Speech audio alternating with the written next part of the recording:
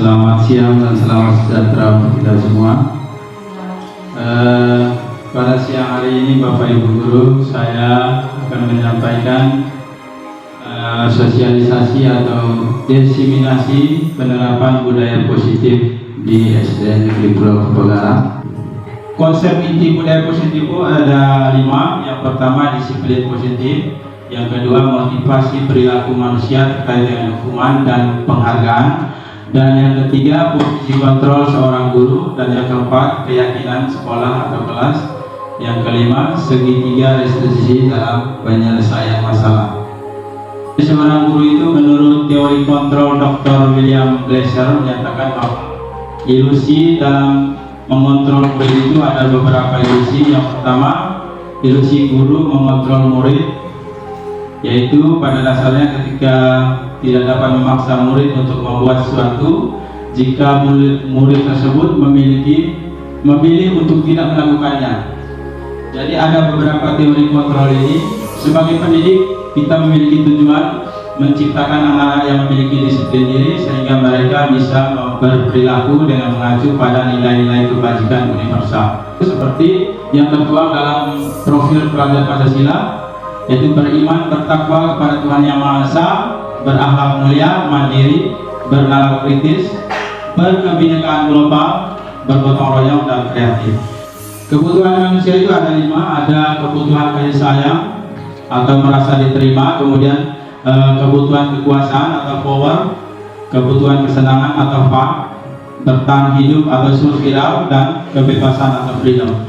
Jadi maksudnya kebutuhan ini dari seorang siswa atau seorang manusia itu melakukan sesuatu sesuai dengan kebutuhannya. Semua tingkah laku anak, tingkah laku siswa di kelas itu berarti dia memiliki kebutuhan yang dia ingin capai. Tugas kita sebagai guru adalah meluruskan atau menuntun.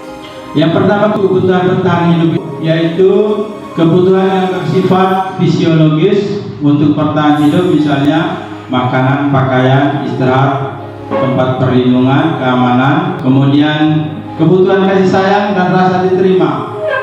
Dari kebutuhan ini termasuk kebutuhan psikologis seperti rasa diterima, dipedulikan, berbagi, kerjasama, menjadi bagian dari suatu kelompok, dikasih mengasihi, disayang menyayangi, kebutuhan akan hubungan dan koneksi sosial. Kemudian yang ketiga, kekuasaan dan penguasaan.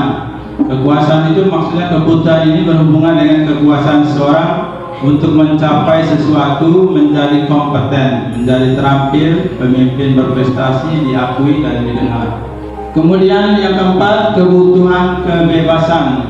Jadi kebutuhan untuk bebas adalah kebutuhan untuk mandiri, otonom, memiliki pilihan. Kemudian yang terakhir adalah kebutuhan kesenangan, yaitu kebutuhan mencari kesenangan, humor, bermain, bersenang-senang, bergembira, antusiasme, dan tertawa. Ada siswa kita yang nakal, ada siswa kita yang malas-malas, berarti ada kebutuhan hidup yang tidak terpenuhi.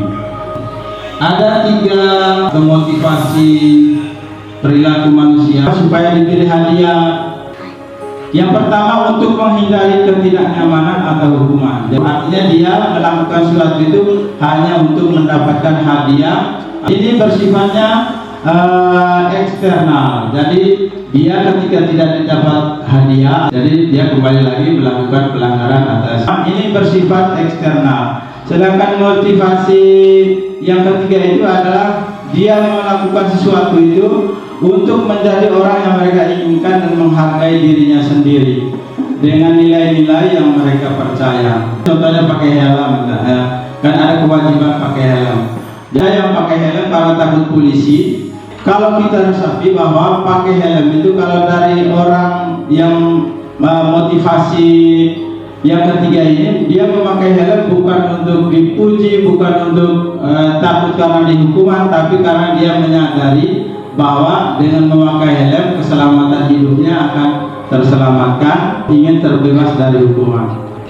Jadi motivasi yang ketiga ini adalah motivasi internal atau berasal dari dalam diri seseorang. Tugas kita sebagai guru adalah menanamkan motivasi yang ketiga ini kepada anak-anak. Jadi dibuat hukuman, dibuat peraturan, dibuat kesepakatan itu supaya siswa itu mengenal dirinya, mengetahui kesalahannya. Bukan berarti kita harus memberikan dia hukuman baru nanti setelah bubar dari situ, setelah tidak ada lagi yang memperhatikan dia, maka dia akan kembali melakukan hal yang sama. Motivasi internal itu cara pendekatannya tidak memberi penghargaan, tidak memberi hukuman. Selanjutnya posisi kontrol. Jadi kita sebagai seorang guru ada 5 posisi kontrol yang perlu kita pahami. Yang pertama, posisi kontrol penghukum, kemudian posisi kontrol pembuat orang merasa bersalah, dan posisi kontrol teman, posisi kontrol pemantau, dan posisi kontrol manajer. Untuk lebih memahami kelima posisi tersebut, mari kita saksikan kasus Naren yang terlambat hadir 20 menit di sekolah dan melihat bagaimana kelima posisi kontrol dalam menghadapi masalah tersebut.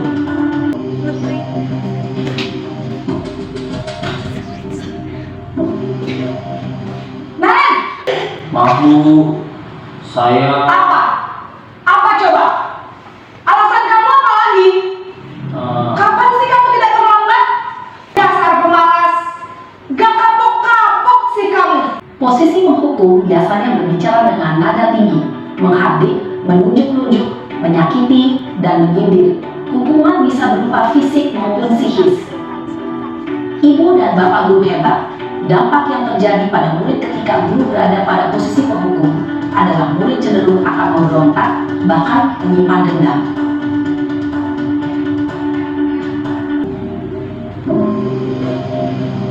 Naren, kalau kamu terlambat lagi, nanti ibu yang ditegur bapak kepala sekolah, nak. Posisi membuat rasa bersalah berbicara dengan nada tenang, cenderung lembut, namun kata-kata yang diutarakan membuat murid merasa menjadi orang yang gagal, memandang buruk dirinya sendiri, merasa tidak berharga, dan tidak sanggup membahagiakan orang lain.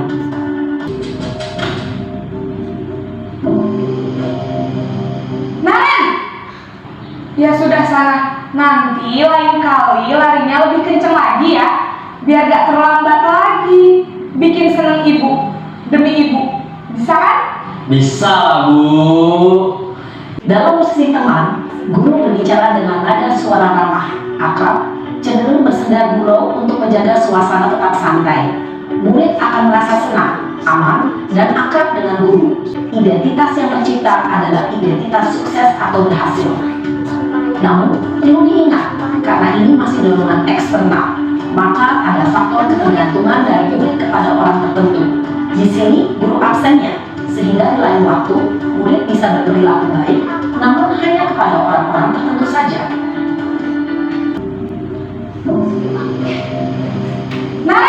Naren sudah tahu konsekuensinya jika terlambat hadir. Posisi pemantau mengandalkan penghitungan atau data untuk mengontrol murid. Guru mengarahkan murid berdasarkan peraturan dan konsekuensi. Seorang pemantau menunjukkan bahasa tubuh dan ekspresi wajah yang datar dan cenderung formal. Naren! Maaf Bu, saya terlambat. Iya, sekolah masuknya jam 7, sekarang sudah jam 7.20. Jadi sekarang bagaimana ini, Naren? Maaf Bu, saya lupa setelah alarm saya semalam. Baiklah, menurut kamu, keyakinan sekolah yang mana yang perlu kamu tingkatkan? Menghargai diri sendiri dan orang lain mungkin ya Bu. Posisi manajer adalah posisi kontrol yang disarankan untuk membimbing murid memiliki sikap disiplin yang positif, yaitu murid yang mandiri, bertanggung jawab, dan dapat memecahkan masalah. Tujuan dari posisi ini adalah agar murid dapat berefleksi atas tindakannya. Guru akan dengan tulus memberikan pertanyaan-pertanyaan bermakna, sehingga membuat murid dapat belajar dari kesalahannya dan mencari sebuah solusi untuk menyelesaikannya. Yang berikutnya yang kita pelajari adalah keyakinan kelas atau sekolah. Jadi keyakinan kelas itu membuat peraturan dari misalnya di kelas kita Saya contohkan, kami kemarin sudah buat kesepakatan sekolah atau kesepakatan kelas yang di kelas 4 ini. Kesepakatan ini berasal dari siswa sendiri, jadi bukan kita yang menentukannya, tapi mereka memunculkan sendiri sehingga memudahkan mereka untuk mengingat peraturan itu sendiri karena mereka sendiri yang berbuat. Yang terakhir adalah segitiga restitusi dalam penyelesaian masalah. Jadi segitiga restitusi ini adalah menyelesaikan permasalahan siswa di kelas dengan menggunakan prinsip segitiga restitusi dengan posisi kontrol manajer tadi.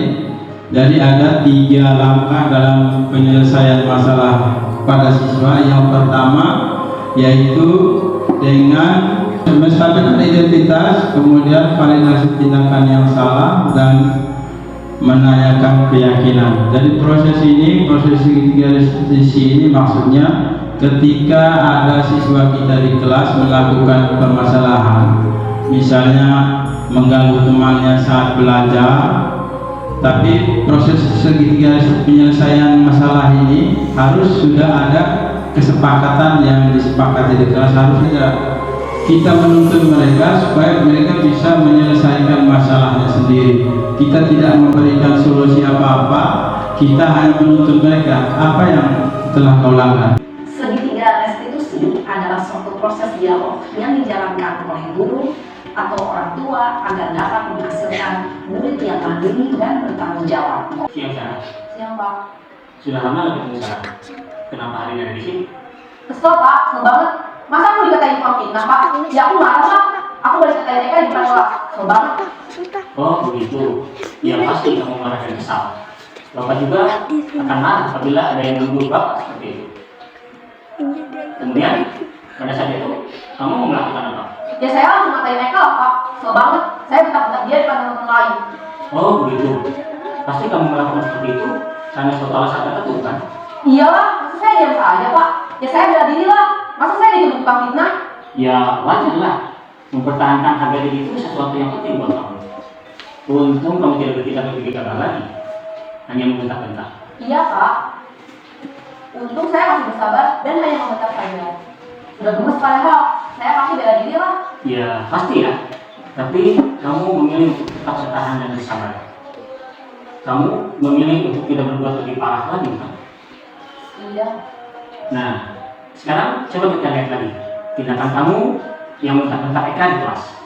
Tindakan kamu itu kira-kira sesuai dengan keyakinan kelas atau prinsip kamu tidak? Enggak lah Pak. Capek Pak jadi pengarah. Jadi keyakinan atau prinsip mana yang kurang sesuai dengan keinginan kamu? Ya, saya sebenarnya sangat menghargai orang lain. Mungkin saat itu saya menjadi emosi. Jadi tidak menunjukkan sikap itu. Kamu meyakini tidak? Menghargai orang lain itu penting buat kamu. Yakin lah Pak. Iya, setuju. Kita harus saling menghargai. Namun, ada juga keyakinan yang kita sepakati yang perlu kita jalankan apabila kita sedang marah kan? Ya, saya bisa lebih proaktif. Mulai dengan diri sendiri. Saya bisa jadi lebih bersabar, mengambil langkah jeda untuk berpikir mau apa selanjutnya. Kira-kira kamu bersedia memperbaiki masalah ini tidak? Sedia Pak. Kalau kamu memperbaiki masalah ini, kamu akan menjadi orang seperti apa? Saya akan menjadi orang yang bertanggung jawab kali ya Pak.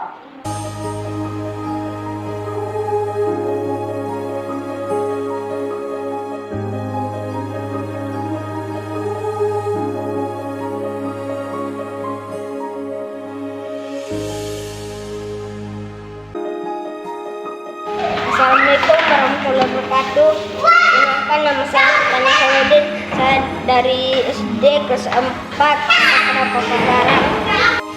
Dan kami sudah membuat kesepakatan kelas dan kelas kami terasa nyaman dan nyaman. Assalamualaikum warahmatullahi wabarakatuh. Nama saya Abdul Afaf dari SD kelas 4.